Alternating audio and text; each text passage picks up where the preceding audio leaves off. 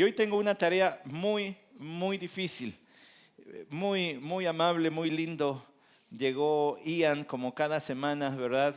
Pastor, le vengo a tomar el título del sermón y la cita. Entonces yo le dije, el título está fácil. Verdadero Dios, verdadero hombre. Lo había yo anunciado desde agosto, creo, algo así. Verdadero Dios, verdadero hombre. La cita es difícil. Porque en esta semana, si el Señor nos da vida, vamos a estar meditando en lo que dice Hebreos capítulo 2, versículos del 5 al 18. Entonces, cuando Él me pidió la cita, le dije, pues voy a empezar en el 5, pero no sé dónde voy a acabar, no sé hasta dónde llegue. Es la verdad. Entonces, yo le dije, bueno, pues sí, mejor Hebreos 2, del 5 al 18, primera parte. Esperemos que no lleguemos a las 20 partes, sino que sea apenas unas cuantas. Sin embargo, yo le dije, tengo una tarea muy grande porque es un libro de la Biblia que no hemos estado estudiando recientemente, entonces tengo que hablarle de él. Pero también tengo que decirle, ¿verdad?, que este libro de la Biblia tiene muchas complejidades en cierto sentido porque cita el Antiguo Testamento, entonces uno requiere entender los textos del Antiguo Testamento citados para luego entender el texto del Nuevo Testamento que está frente a nosotros. Algo que llama la atención, siempre me decía un compañero, predicador de Forge, me decía, cuando tú predicas, es muy solemne. Y le decía yo, ¿tú crees? Yo creo que soy medio dicharachero y todo, pero él dice, no, es muy solemne. Decía él, la solemnidad empieza desde que le pides a todos que se paren. Porque no todo predicador pide que se paren para escuchar la palabra de Dios. Y eso le da otro sentido a lo que va a leer. Es la palabra de Dios, no es cualquier librito. No hay otro libro como este. Bueno, lo he hecho porque lo creo con una convicción personal que es la palabra de Dios y que debe ser proclamada y escuchada con reverencia. Entonces le invito a que se ponga de pie para escuchar la lectura, o si tiene su Biblia y la alcanza a leer con esta poca luz que hoy nos toca tener. Voy a leer Hebreos capítulo 2, versículos del 5 al 18, lo cual es pues el resto del capítulo 2, empezando desde el 5. Dice así: porque no sujetó a los ángeles el mundo venidero, acerca del cual estamos hablando. Pero uno ha testificado en cierto lugar, diciendo, ¿qué es el hombre para que de él te acuerdes, o el hijo del hombre para que te intereses en él? Le has hecho un poco inferior a los ángeles, le has coronado de gloria y honor, y le has puesto sobre las obras de tus manos. Todo lo has sujetado bajo sus pies. Porque al sujetarlo todo a él, no dejó nada que no le sea sujeto. Pero ahora no vemos aún todas las cosas sujetas a él. Pero vemos a aquel que fue hecho un poco inferior a los ángeles, es decir, a Jesús, coronado de gloria y honor, a causa del padecimiento de la muerte, para que por la gracia de Dios probara la muerte por todos. Porque convenía que aquel para quien son todas las cosas y por quien son todas las cosas, llevando muchos hijos a la gloria, hiciera perfecto por medio de los padecimientos al autor de la salvación de ellos. Porque tanto el que santifica como los que son santificados son todos de un Padre, por lo cual Él no se avergüenza de llamarlos hermanos, diciendo, anunciaré tu nombre a mis hermanos, en medio de la congregación te cantaré himnos. Y otra vez, yo en Él confiaré. Y otra vez, he aquí yo y los hijos que Dios me ha dado. Así que por cuanto los hijos participan de carne y sangre, Él igualmente participó también de lo mismo, para anular mediante la muerte el poder de aquel que tenía el poder de la muerte, es decir, el diablo, y librar a los que por el temor de la muerte estaban sujetos a esclavitud durante toda la vida. Porque ciertamente no ayuda a los ángeles, sino que ayuda a la descendencia de Abraham. Por tanto, tenía que ser hecho semejante a sus hermanos en todo, a fin de que llegara a ser un misericordioso y fiel sumo sacerdote en las cosas que a Dios atañen, para hacer propiciación por los pecados del pueblo. Pues por cuanto Él mismo fue tentado en el sufrimiento, es poderoso para socorrer a los que son tentados. Vamos ahora. Señor, te rogamos la guía de tu Santo Espíritu. Padre Dios, Padre de misericordias y Dios de toda consolación, rogamos que tu Santo Espíritu, el Consolador, nos guíe y muestre a Cristo a través de tu texto inspirado, con las limitantes, Señor, de mi lenguaje y de mis capacidades. Aún así permite que Cristo atraviese todo eso y sea visto por los ojos del alma, la fe. Porque la fe es la certeza de lo que se espera, la convicción de lo que no se ve. Y aunque físicamente no lo vemos hoy, lo queremos ver. Es más, lo necesitamos ver. Amén. Tome su lugar.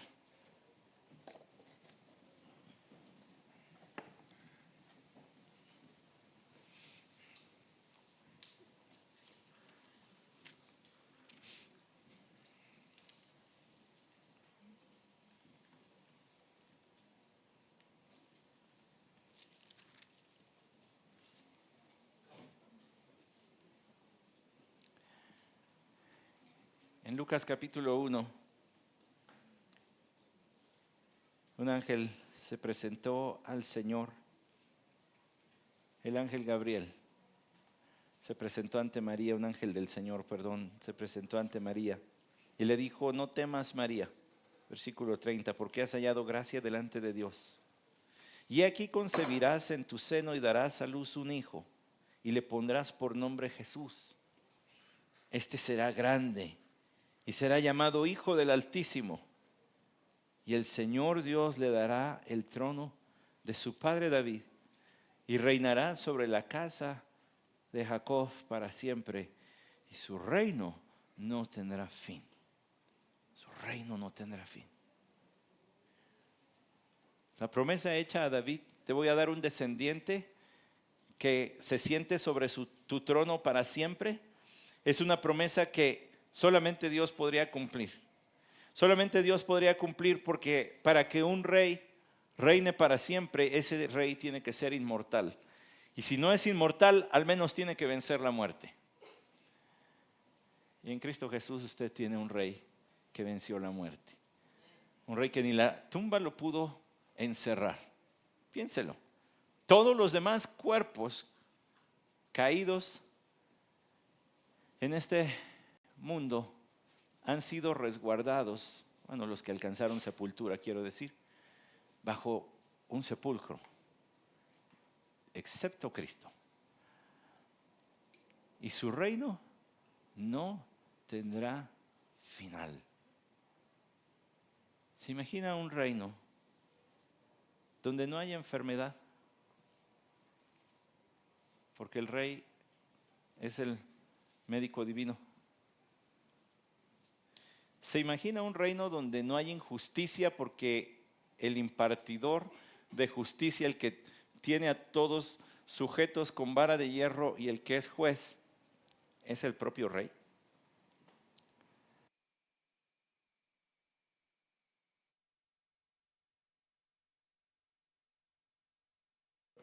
Es lo malo de tanto llorar con los himnos. Perdonen. ¿Se imagina un reino donde no falta nada para nadie? No hay carencias de ningún tipo. Y despegue sus ojos tantito de usted mismo y piense en aquellas naciones e incluso lugares de nuestra propia nación, de nuestro propio país, donde las personas en verdad sufren para tener algo de comer, donde no les es fácil, donde no pueden decir voy a esperar a que llegue la quincena y entonces resurtimos la despensa, sino que van al día arrancando por aquí y por allá lo que pueden para cambiarlo por un poco de comida. Es más, tantos lugares donde ni siquiera hay acceso así fácil al agua potable. Imagina un reino donde nada va a faltar a nadie, nunca. Imagine un reino donde no hay idolatría, sino que todos aman profundamente a Dios y se nota en su devoción. Imagine un reino donde todos aman a Dios y por tanto se aman profundamente unos a otros, de modo que no se hacen daño jamás. No quisiera ya estar allí. Creo que cuando lo pensamos así, la petición, venga tu reino, empieza a hacerse todavía más potente. Sí, Señor, que ya venga tu reino. Que ya venga tu reino. El texto que leímos de Lucas, o que yo le leí del Evangelio de Lucas, es un texto clásico, típico para hablar en tiempos de Navidad. Es el anuncio a una mujer llamada María, ¿verdad? Y va a decir, no, pues está fácil, ya se sabe hasta los nombres, desde chiquito se los aprendió y todo el mundo. Usted lo sabe, pero la promesa que venía nos deja ver que este niño sería mucho más grande, el hombre más grande de la humanidad. Si usted se pregunta por qué estamos en la carta a los hebreos, es porque esta carta es quizá, se puede disputar esto, pero es quizá el más cristocéntrico de todos los libros del Nuevo Testamento. Vaya, toda la Biblia se centra en Cristo. El Señor Jesucristo lo dijo, las Escrituras hablan de mí. Él es el punto de referencia, como si fuera el centro de una rueda de bicicleta donde todos los rayos representan cada uno de los libros de la Biblia y Cristo es el centro. Usted quiere saber de qué trata la Biblia trata de Cristo. No habla ni de usted ni de mí. Por supuesto, incluye bendiciones y promesas para usted y para mí que hemos creído en Él, pero el centro no somos nosotros, el centro es Cristo. Y el libro, la carta a los hebreos, es una carta que es totalmente cristocéntrica. Su propósito, y leo de la Biblia de Estudio MacArthur, le leo esto. Una cosa es clara a partir del contenido de la epístola. La comunidad de hebreos estaba enfrentando la posibilidad de una persecución intensificada. Conforme confrontaban esta posibilidad, los hebreos estaban siendo tentados a deshacerse de cualquier identificación con Cristo. Es decir, como me va a costar la vida seguir a Cristo, voy a tratar de vivir un cristianismo sin Cristo. Suena ilógico, tan ilógico como un nacimiento de estos que se ponen sin bebé. No tiene sentido. Tan ilógico como celebrar la Navidad sin conocer a Cristo como Señor y Salvador. ¿Y qué festejas? ¿Santa Claus? ¿Rodolfo? ¿El duende? ¿O cualquier otro personaje inventado por la gente? Festejas a Cristo. Festejas a Cristo. Necesitas a Cristo. Usted que me escucha hoy, usted necesita a Cristo. Yo necesito más de Cristo, pero usted también necesita más de Cristo. Y entonces tenemos la carta a los hebreos, totalmente cristocéntrica, alrededor de la persona de nuestro Señor Jesús. Lo leí en una página de internet y se me hizo una buena división. La carta a los hebreos bien podría ser dividida en la persona superior de Cristo, el sacerdocio superior de Cristo y la vida superior en Cristo. Primero el autor de Hebreos, que por cierto habrá escrito entre el año 67 y 69, porque él todavía habla de que se están ofreciendo sacrificios en el templo. En el año 70 fue destruido Jerusalén y el templo, entonces ahí sabemos que todavía había templo, pero que ya estaba muy cerca una persecución dura, la que llegó en el año 70 con los romanos. Bueno, déjeme decirle. La persona superior de Cristo está en los primeros 4 capítulos, del 1 al 4:13. El sacerdocio superior de Cristo está del 4:14 al 10:18. Y la vida superior en Cristo está del 10 hasta el final. Para los que tomaron nota, y si no, pues al rato me preguntan y se los vuelvo a leer con muchísimo gusto. La primera parte, donde se habla de la superioridad de la persona de Cristo, hace referencia a la majestad y grandeza del Señor. La segunda parte, la que habla del sacerdocio de Cristo, habla del servicio y de la rendición del Señor en su vida en esta tierra como sacrificio, como sacerdote. Y la última, convierte a los creyentes en ministros de Cristo.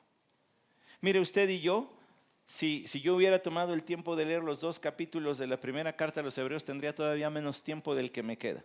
Así que le voy a ir haciendo un resumen chiquitito. En los primeros versículos de esta carta, usted vaya al capítulo 1, por favor, del 1 al 4, nos habla de la superioridad de Cristo como la mayor revelación de Dios. Dios ha hablado en otro tiempo, pero ahora ha hablado a través del Hijo, el cual además, dice el escritor de Hebreos, es el resplandor de su gloria y la expresión exacta de su naturaleza. ¿Usted ha visto el sol? No. Usted ha visto el resplandor del sol, porque nuestros ojos desnudos no pueden ver directamente al sol, no podemos ver el núcleo del sol. Bueno, ahora a través de telescopios y fotografías sí, pero lo que vemos es el resplandor. A Dios no lo vemos, pero en Cristo Jesús vemos el resplandor de Dios, el cual además es la expresión exacta de su naturaleza. Tal como el Padre, tal el Hijo. El Señor Jesucristo dijo, el que me ha visto a mí ha visto al Padre. Iguales en naturaleza. No una misma persona, 2 personas, pero una misma naturaleza, una misma esencia, tendríamos que decir. Sus atributos son exactamente iguales. Dios Padre no es más santo que el Hijo, ni el Hijo es más justo que el Padre, ni ninguno de ellos es más amoroso que el Espíritu Santo.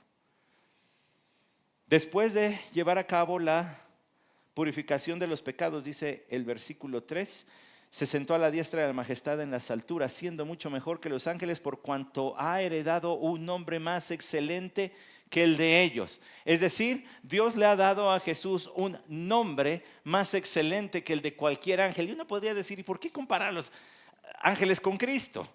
Para usted y para mí quizá suene como innecesario. Sí, ya sabemos que los ángeles son servidores. Sí, pero lo que usted y yo no debemos perder en cuenta es que si nosotros estudiamos esta carta, tendríamos que estudiar su contexto. Y para algunos judíos habían elevado el lugar de los ángeles al grado casi de Dios.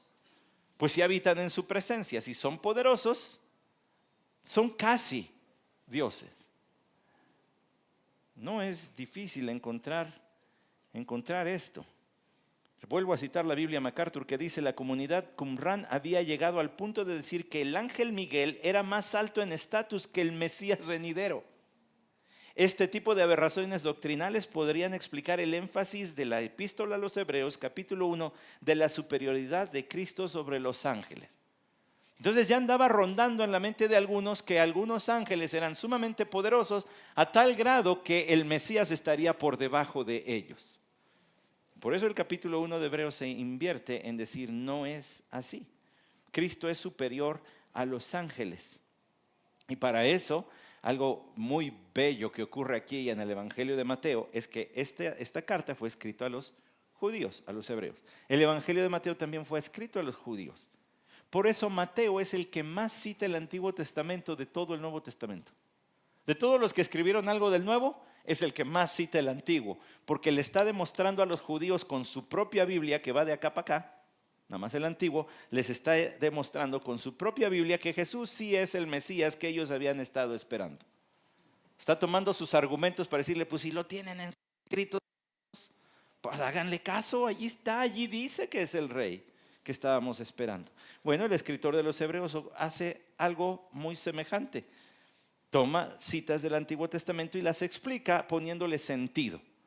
Y en el capítulo 1 él hace cita de lo siguiente: porque a cuál de los ángeles dijo Dios jamás. Eso está allí en el versículo 5 del capítulo 1: hijo mío eres tú, yo te he engendrado hoy.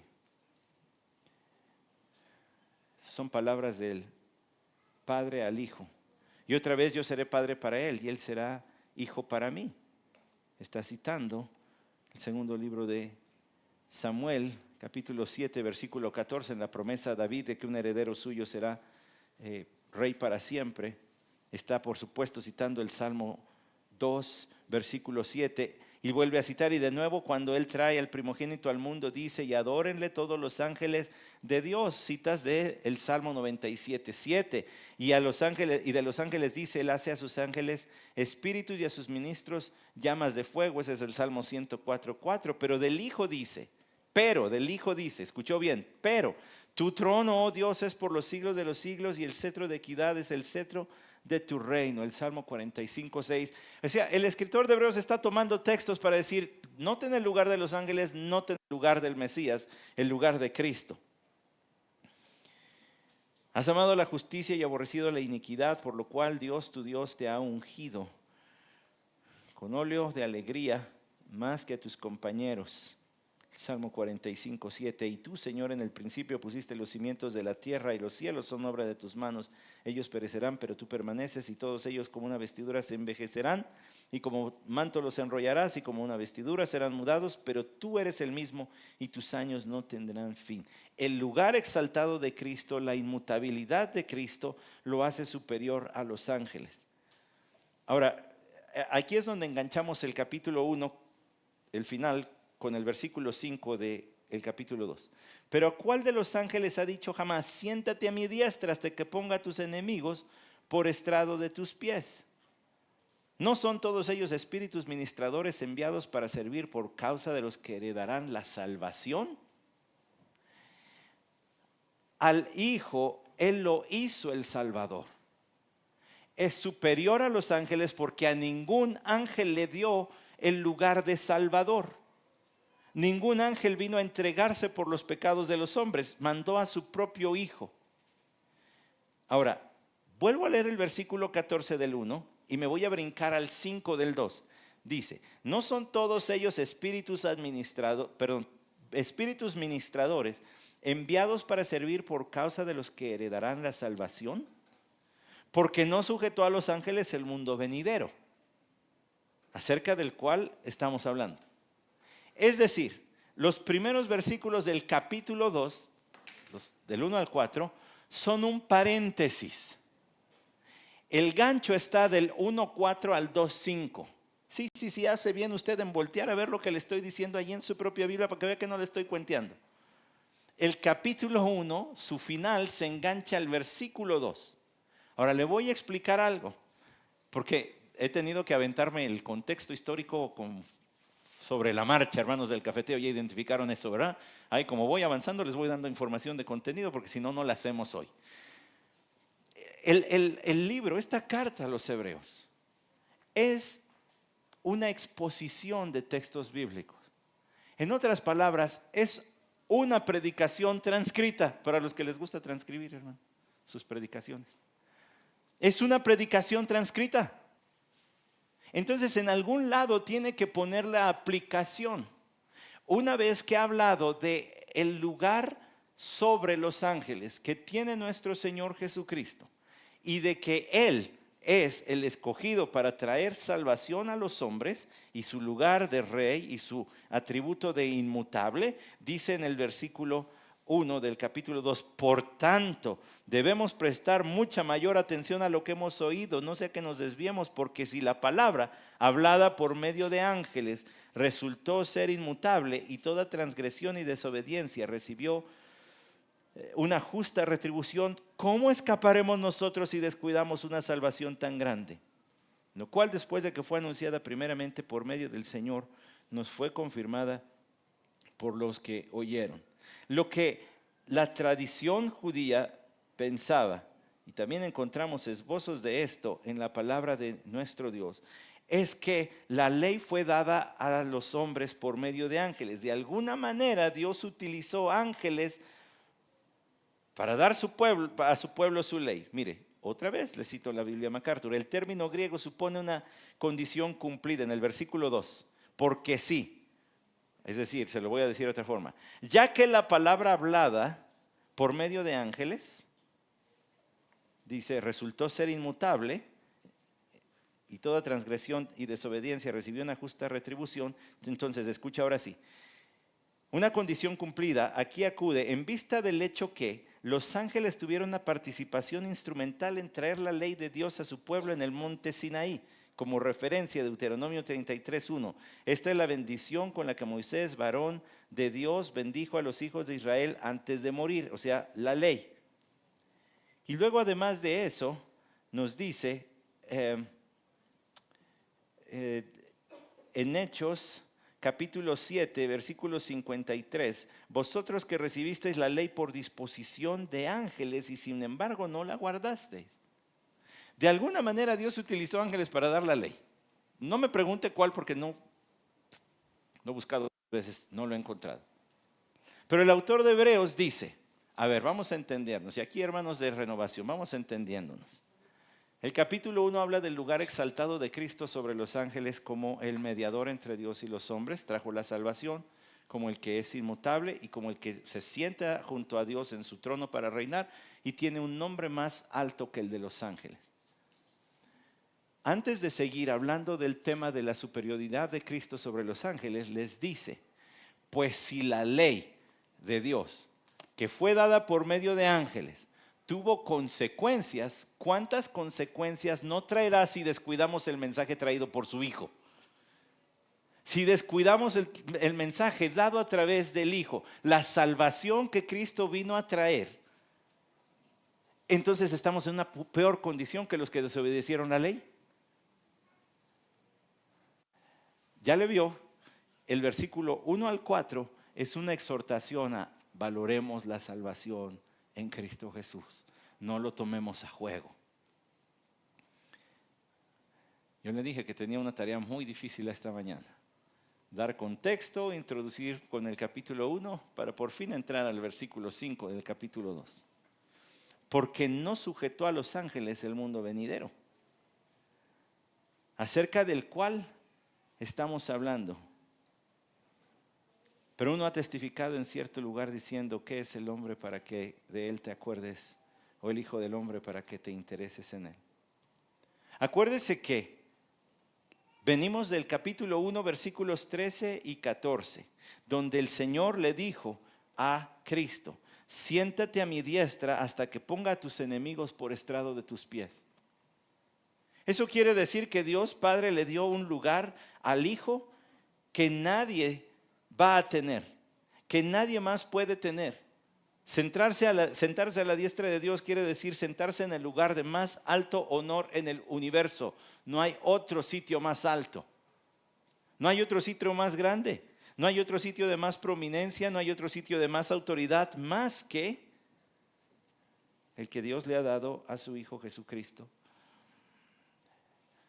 Y entonces, si Él le ha dado ese sitio, dice, no sujetó a los ángeles el mundo venidero. Es decir, Dios le va a dar a su Hijo Jesucristo un lugar de gobierno. Sentarse en el trono es gobernar. Y el autor de Hebreos dice, Dios no va a poner a gobernar ángeles, va a poner a gobernar a un hombre.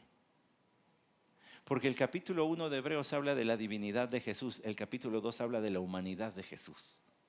Y como aún en su humanidad Él es superior a los ángeles. Claro, ahorita explicaremos algo de por qué dice que un poco menor. Pero no sujetó a los ángeles el mundo venidero. ¿Cuál es el mundo venidero? Bueno, allí fácilmente nuestra mente podría viajar y decir, está hablando del cielo. Le voy a decir que no está hablando del cielo por una razón muy clarita que nosotros debemos comprender. ¿Está listo para el primer momento técnico? Saque pluma y papelito o en su celular si quiere. La palabra mundo que aparece aquí no es la que normalmente aparece en el idioma original para mundo. La palabra mundo que aparece aquí es la que habla del planeta habitado, del lugar habitado en este planeta. No habla del cosmos como el orden, como el todo. Habla del planeta. Porque ¿a cuál de los ángeles va a darle el mundo venidero?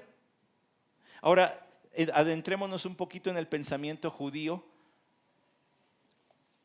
Adentrémonos en la escatología judía. Es decir, ¿cómo entendían ellos el futuro? Ellos decían, estamos en un primer mundo, que creó Dios, donde surgimos todos de Adán y de Eva.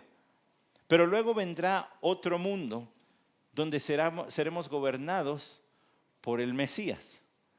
Y ese gobierno ya no tendrá fin. Ellos lo veían, la historia se va a dividir en dos.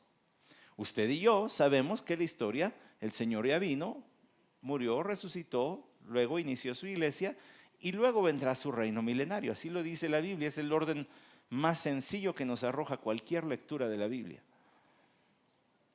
El orden en el pensamiento judío, y está hablando de Hebreos, hablar del mundo venidero es el reino del Mesías. Y entonces dice, ¿a cuál de los ángeles le dijo, siéntate aquí? ¿A cuál lo ha hecho gobernante? ¿A cuál le va a decir, siéntate junto a mí? A ninguno. El autor de Hebreos, el autor de esta carta, entiende claramente lo que usted y yo también podemos entender, que cuando el Señor dijo, siéntate a mi diestra, Él estaba hablando acerca de el Señor Jesucristo. No estaba hablando de otro. Es importante que usted tenga en mente esto. ¿A cuál de los ángeles les dijo que iban a gobernar? No, se lo dijo tan solo al Hijo. Todas sus referencias que él utiliza del Antiguo Testamento las está tomando desde el punto de vista del Hijo. Eso viene del capítulo 1, versículo 13. No sujetó a los ángeles el mundo venidero. Ya le dije, la palabra para mundo no es la que ordinariamente se utilizaría para hablar del mundo, sino que es una palabra que se habla a la tierra habitada. Ahora, en el capítulo 2, versículos 5 y 6, él va a hacer otra cita. Primero le digo, el Salmo 110:1 dice, lo leo, dice el Señor a mi Señor, siéntate a mi diestra hasta que ponga a tus enemigos por estrado de tus pies. Entonces, la cita del 1:13 es del Salmo 110. Ahora, regrésese conmigo al versículo 5 del capítulo 2, acerca del cual estamos hablando. ¿De dónde? Del 1:13. Pero uno ha testificado en cierto lugar diciendo, ¿qué es el hombre para que de él te acuerdes? O el hijo del hombre para que te intereses en él. ¿No le parece raro que un escritor bíblico diga, por ahí hubo alguien que dijo? Está raro, ¿no? Y más si es alguien conocedor del Antiguo Testamento, porque ya le dije que el libro de Hebreos está lleno de referencias al Antiguo Testamento, pues es como para que sepa por dónde. Imagínense a un pastor que nada más diga, y la Biblia dice, no me acuerdo en dónde, pero por ahí lo leí.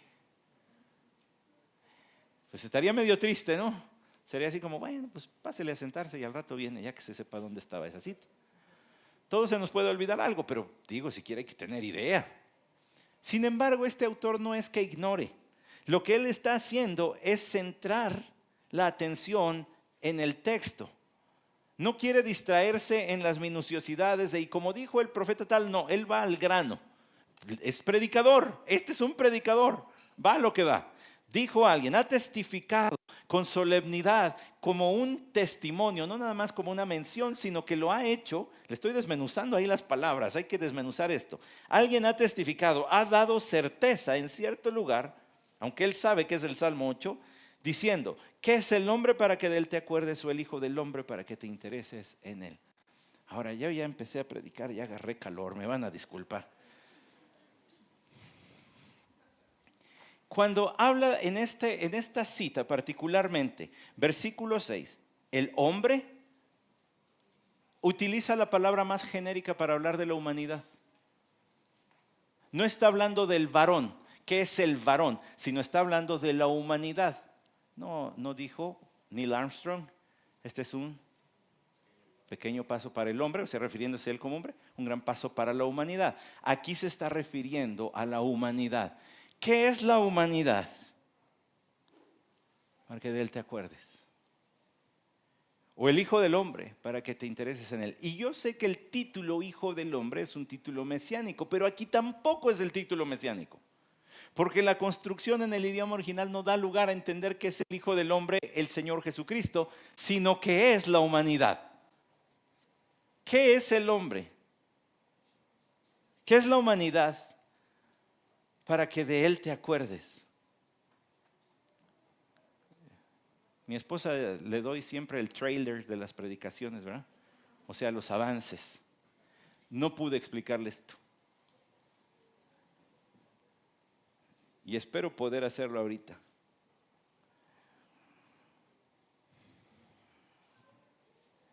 Cuando pregunta, ¿qué es el hombre?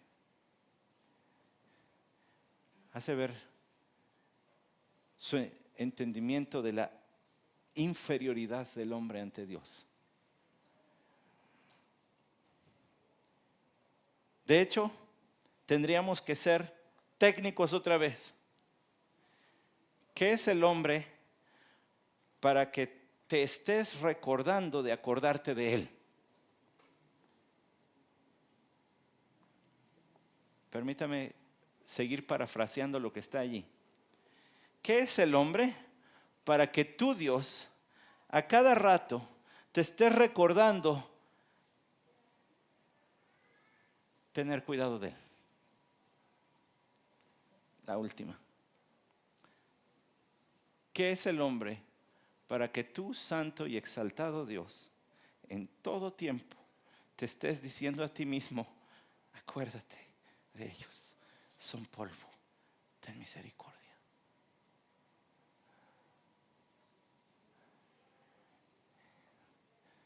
Me acuerdo la vez que estaba terminando mi trabajo final de la universidad. Recibí mucha ayuda de Arturín porque era buena en AutoCAD, entonces me ayudó a dibujar planos y hacer muchas cosas. Pero llegó el día en que tuve que ir a imprimir todo eso yo solito y traía la presión encima de esto se entrega ya. Y recuerdo haber estado en un Office Max lleno de muchachos, estudiantes, todo mundo con el estrés hasta arriba, pero haga de cuenta que éramos una isla. Habíamos ahí como 40, pero cada quien se sentía o se veía solo trabajando en lo suyo. Recuerdo haber estado allí, haber entregado mi memoria USB así grandota, porque antes eran grandotas. Entregar mi memoria USB y hacerme a un lado para esperar mis impresiones y me solté a llorar.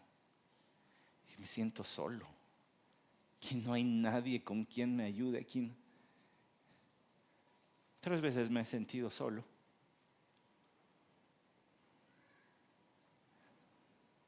Qué tonto. Perdóneme. ¿Qué es el hombre para que todo el tiempo te estés recordando a ti mismo de acordarte de él?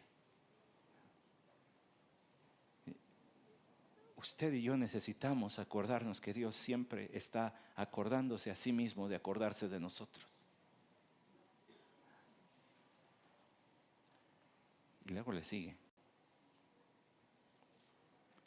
O el Hijo del Hombre, o la humanidad. Para que en todo tiempo, en todas maneras, estés cuidando de él. ¿Qué es la humanidad? ¿Qué somos nosotros? Para que el Dios Santo exaltado por encima de todo lo que nosotros pensamos y vivimos y sentimos, Él siempre se está recordando de nosotros, recordando de acordarse y recordando de cuidarse. Ten cuidado de ellos, cuídalos. Eso le pone en perspectiva un poquito las palabras de Pedro, el apóstol Pedro.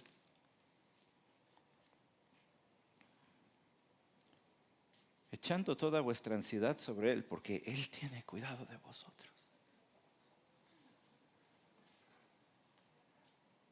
Soy de esas personas que batallan con la ansiedad y la preocupación. Y mi cuerpo lo evidencia de muchas maneras. Y a veces la ansiedad y la preocupación se han vuelto mi escudo. Es que estoy ansioso. Por eso, con razón Pablo le decía a Timoteo, ten cuidado de ti mismo. En peor trampa que tú solo. Echando toda vuestra ansiedad sobre Él, porque Él siempre está cuidando de ustedes. Siempre. ¿Se da cuenta? ¿Qué es el hombre para que te preocupes por él. Le has hecho un poco inferior a los ángeles. Le has coronado de gloria y honor y le has puesto sobre todas las obras, sobre las obras de tus manos, todo lo has sujetado bajo sus pies. Le has hecho un poco inferior.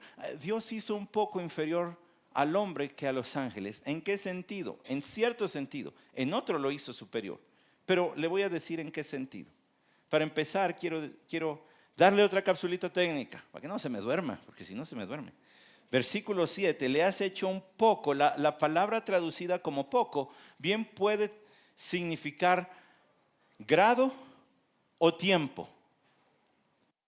Por un tiempo un breve tiempo le hiciste inferior a los ángeles. O puede significar grado. Le hiciste un gradito inferior a los ángeles al hombre. ¿En qué sentido? Bueno, hermanos, si aquí pusieran un ángel, si aquí apareciera, ya no diga Gabriel, ya no diga Miguel, que es el peleador, ¿verdad? Gabriel es el mensajero, Miguel es el que se avienta el tiro con Satanás, ¿no? Ya no diga Miguel, ya ninguno de esos. Un ángel así, soldado raso, lo ponen aquí junto a mí. Yo hasta me paro derechito y todo, pero ¿qué sería más majestuoso? Pues un ángel. Vea, cuando se aparecieron los ángeles, la gente se quedó muda, la gente no supo qué hacer, se llenaron de miedo. Sería impactante también para nosotros si viéramos un ángel. Estaba leyendo alguien ya sabe que hay gente ociosa para todo. Entonces, hicieron el cálculo de cuánto valdría el cuerpo humano si juntaran, por ejemplo, todo el calcio y lo hicieran pastillita de calcio y se vendiera la pastillita de calcio, si se juntara todo, pues los elementos del cuerpo, ¿verdad? El oxígeno o el agua, que es el elemento más grande, ¿verdad? De nuestro cuerpo, 70% de nuestro cuerpo es agua. Si todo eso se condensara, se pusiera en una botellita y se vendiera la botellita de agua, ¿cuánto valdría? Nuestro cuerpo no llegaría ni a 40 pesos.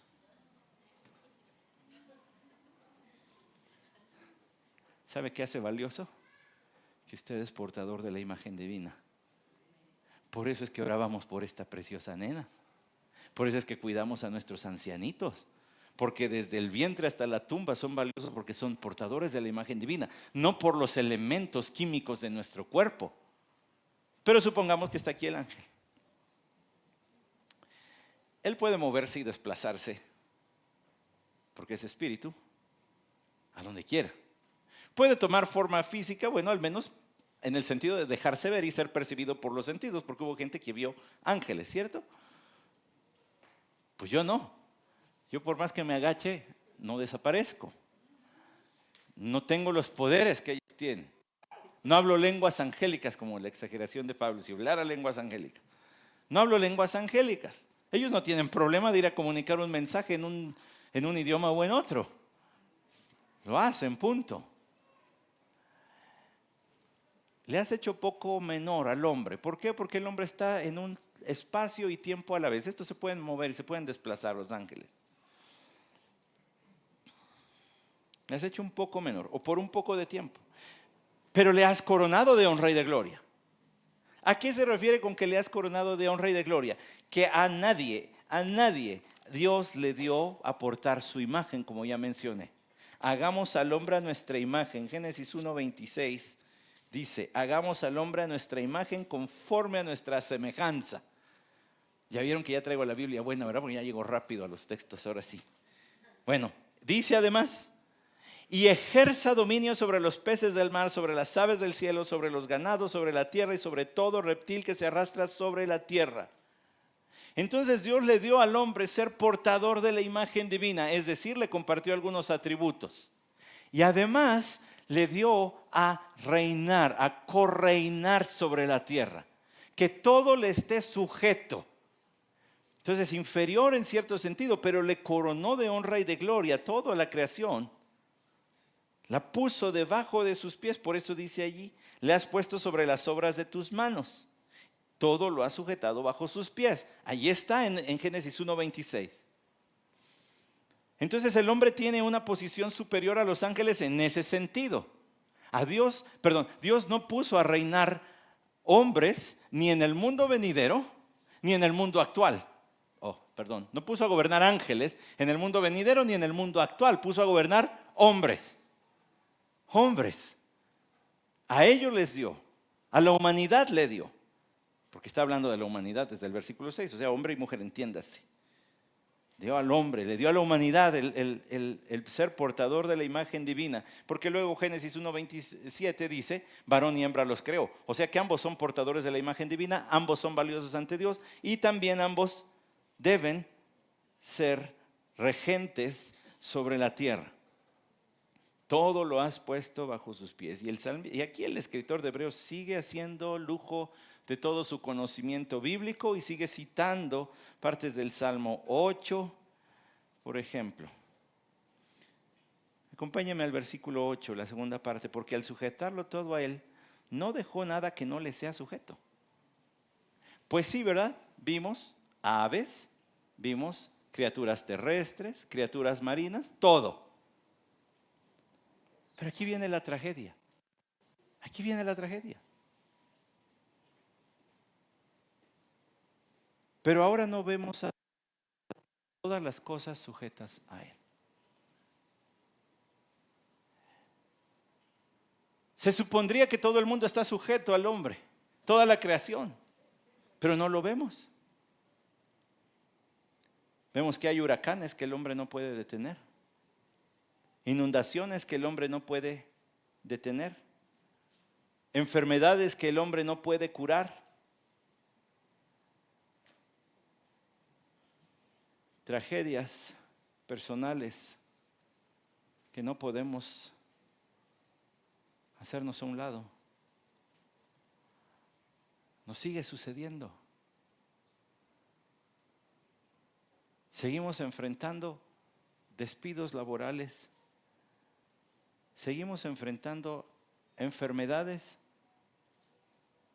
que antes de mermar el cuerpo ya están mermando el alma, provocando tristezas, desesperanza.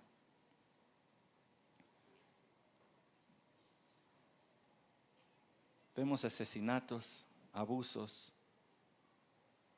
violaciones, parricidios, fraticidios, guerras entre clanes, guerras entre pandillas, guerras entre naciones. Hoy más que nunca, hermanos, estamos cerca de una guerra nuclear.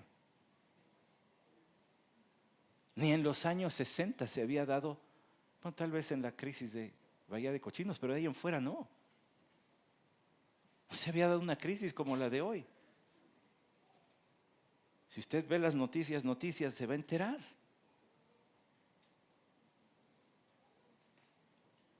¿Está sujeta?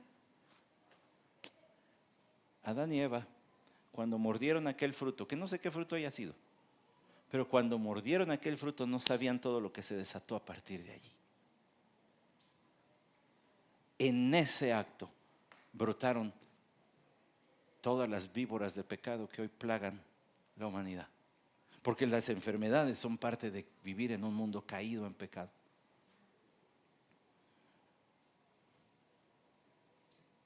Pero ahora no vemos aún todas las cosas sujetas a él. ¿Qué es el hombre para que de él te acuerdes? ¿Qué es el hijo del hombre para que te intereses? Todo lo ha sujetado, pero no todo está sujeto.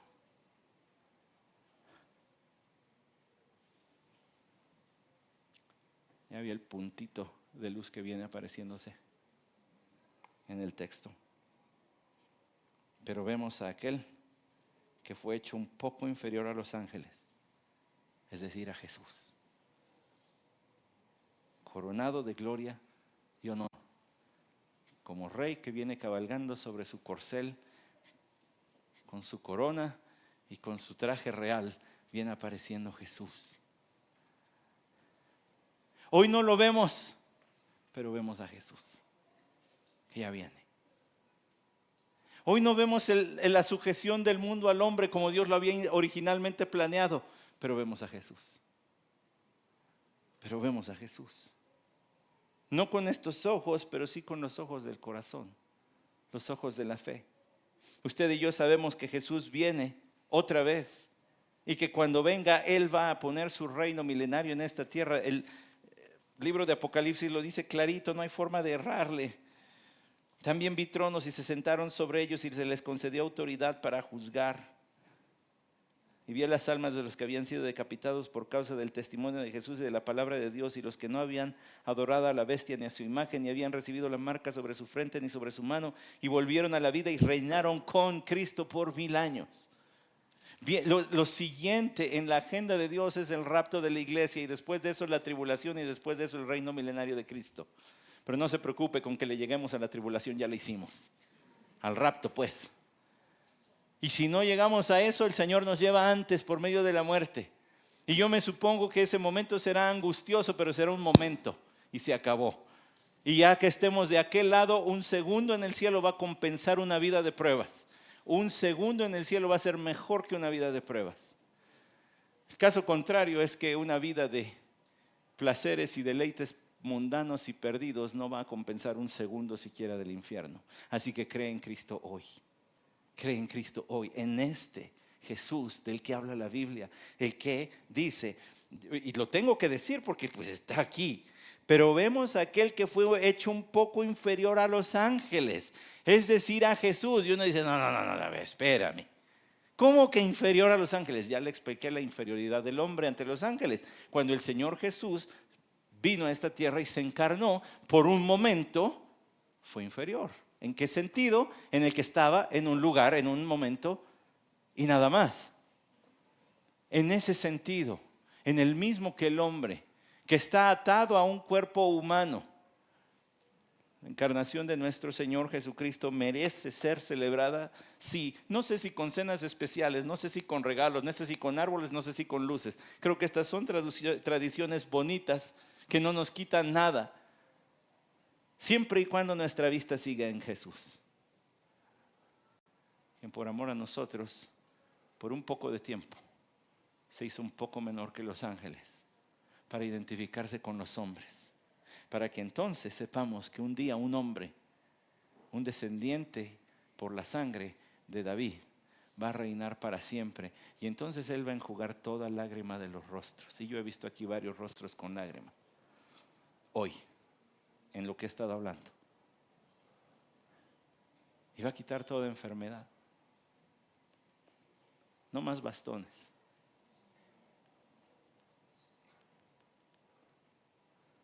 Y va a quitar toda dolencia. Esos dolores. Ya llegó el tiempo de frío y ya me duele la rodilla.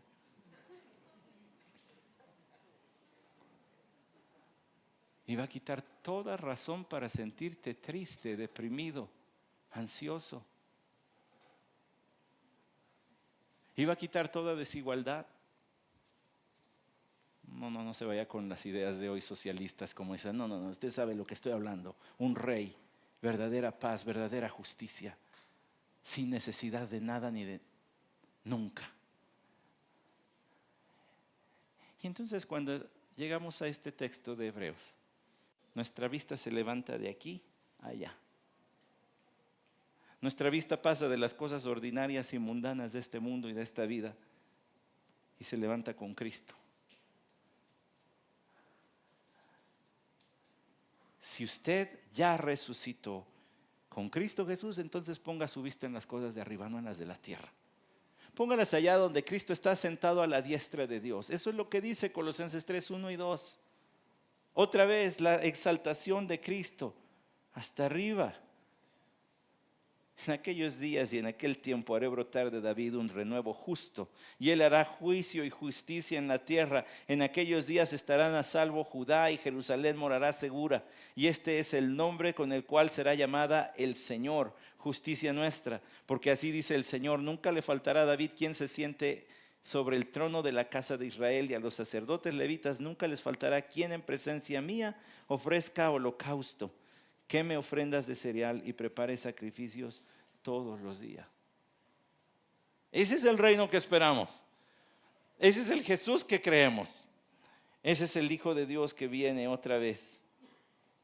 Y entonces vi todos los reinos de la tierra. Fueron desmenuzados, todos a la vez, el hierro, el barro, el bronce, la plata y el oro.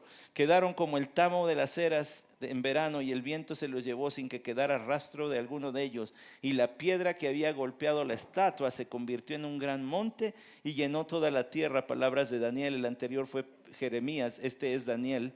Quiere leer más de Daniel, dice mismo capítulo 2, pero el versículo 44, en los días de estos reyes, el Dios del cielo levantará un reino que jamás será destruido, y este reino no será entregado a otro pueblo. Desmenuzará y pondrá fin a todos aquellos reinos, y él permanecerá para siempre.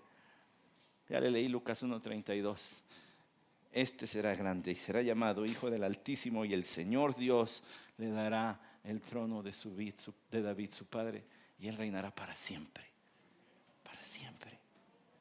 Un reino, un rey, para siempre.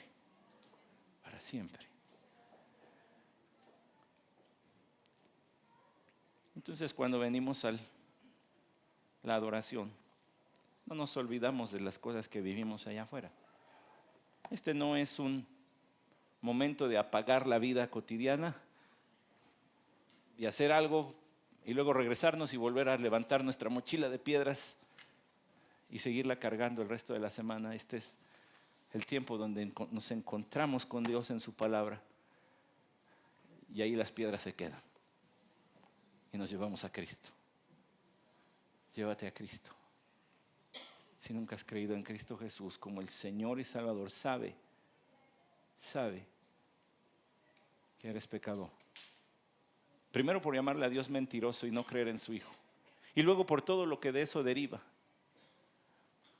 mentiras, rencores, odios, lenguaje obsceno, pensamientos obscenos. Y si tú sabes que estás así, entonces no hay más que un lugar a donde voltear. Él dijo: mirad a mí y sed salvos todos los términos de la tierra. Es voltear a ver a Cristo, quien fue crucificado pero hoy está resucitado y no va a volver a morir, porque ya hizo lo que tenía que hacer. Ahora va a reinar, y lo que corresponde es entregarle la vida y decir: sí, yo creo que tú moriste por mis pecados y por eso ahora te pertenezco a ti. Yo creo en ti. Y si nunca has hecho eso, hoy es el día en que tienes que hacerlo. No esperes más, no tenemos asegurado mañana, es hoy. Hoy es el día de salvación. Si tus pecados son más rojos que eso, van a quedar blancos.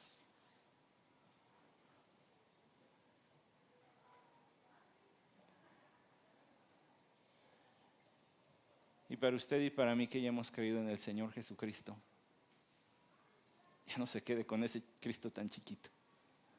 Llévese al Cristo que vemos hoy. Ya no se quede con ese Dios tan chiquito. Llévese al Dios que vemos hoy, que se acuerda, que tiene cuidado. Señor, bendice tu palabra.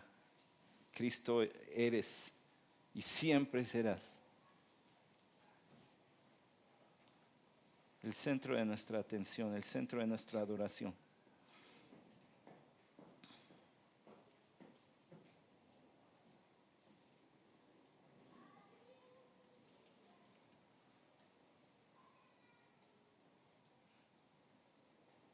Tú estás entre nosotros.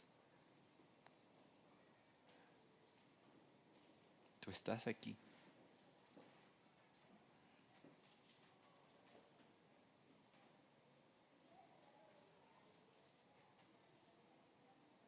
Prometiste nunca dejarnos y lo cumples.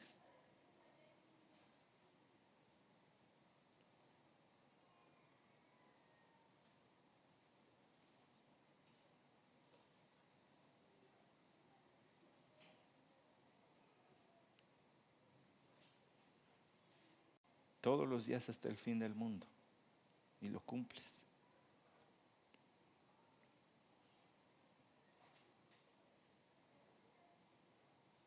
Tu siervo Juan te vio caminando entre los candelabros, recorriendo tus iglesias. Esta es tu iglesia, de nadie más. Es con ella lo que quieres hacer. Hombres, mujeres, que han organizado su vida alrededor de ti y de tus preceptos.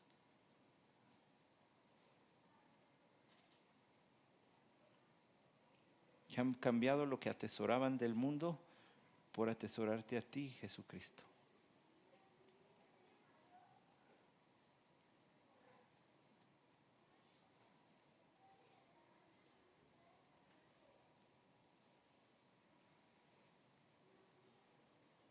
Hasta que Cristo sea formado en vosotros, decía tu siervo Pablo. Que hoy Cristo sea un poco más formado en nosotros. Amén.